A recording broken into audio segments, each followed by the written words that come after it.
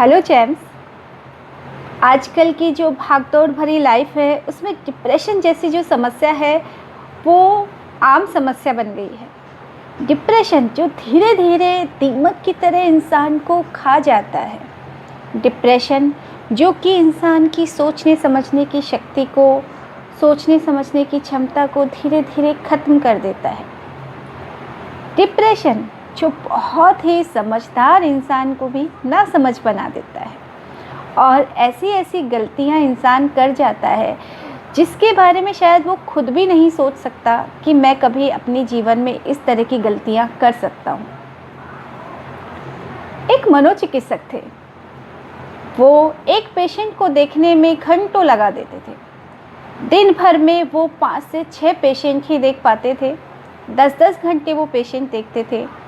ये देख करके उनके अंडर में जो स्टूडेंट्स थे वो बड़े ही आश्चर्य से उनसे पूछते थे कि सर, आप ऐसा कैसे कर लेते हो कि आप एक ही पेशेंट को देखने में 2-2, 3-3 घंटे उनको आप कैसे झेल लेते हो? हम लोग 3 घंटे में इतने पेशेंट्स देखते हैं और उसमें ही हम इतना थक जाते हैं, लेकिन आप एक ही पेशेंट में इतना टाइम लेते हो और आपके चेहरे पर शिकन तक नज़र नहीं आती। ऐसा कैसे कर लेते हो आप? डॉक्टर साहब ने बड़े ही खूबसूरती से जवाब दिया। उन्होंने कहा कि जब मैं एक पेशेंट को देखता हूँ तो मैं कुछ नहीं करता, मैं सिर्फ उसको सुनता हूँ। जब मैं उसको सुनता हूँ तो वो अपने दर्द, अपनी तकलीफ़, जो भी उसके अंदर बातें छिपी हुई हैं, जो भंडार उसके अंदर छिपा हुआ है, वो सारा मेरे सामने उड़ेल देता है। इससे उसका मन हल्का हो जाता है।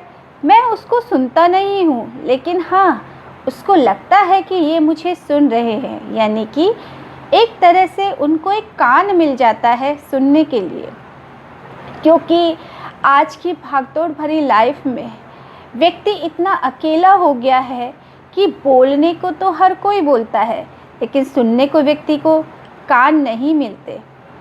इसलिए जब कोई अपने मन की भावनाओं को, मन के दर्द को, तकलीफ़ को किसी के सामने नहीं बयां कर सकता, किसी को नहीं बता सकता, कोई उसे सुनने वाला ऐसा व्यक्ति नहीं मिलता जो उसकी तकलीफ़ को समझ सके, सुन सके, तो वो अंदर ही अंदर घुटता रहता है और ये अंदर की घुटन धीरे धीरे उसको उस अंधेरे तक ले जाती है जिसको हम डिप्रेशन बोलते हैं।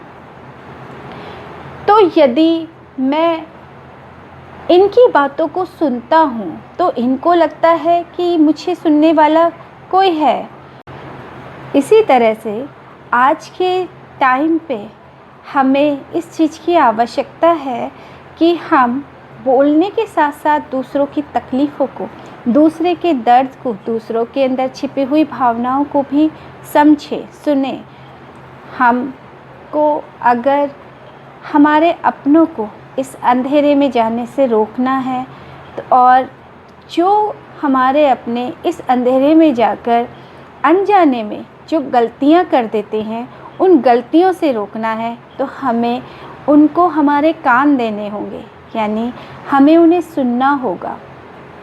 बस इतना ही कहना चाहती हूँ मैं आपसे कि डिप्रेशन जैसी ये कोई ऐसी बीमारी नहीं है जिसको ख़त्म नहीं किया जा सकता है। ये ऐसी भी बीमारी नहीं है जो दवाइयों से ख़त्म हो सके। इसको आप और हम सब मिलकर के ख़त्म कर सकते हैं। नमस्कार।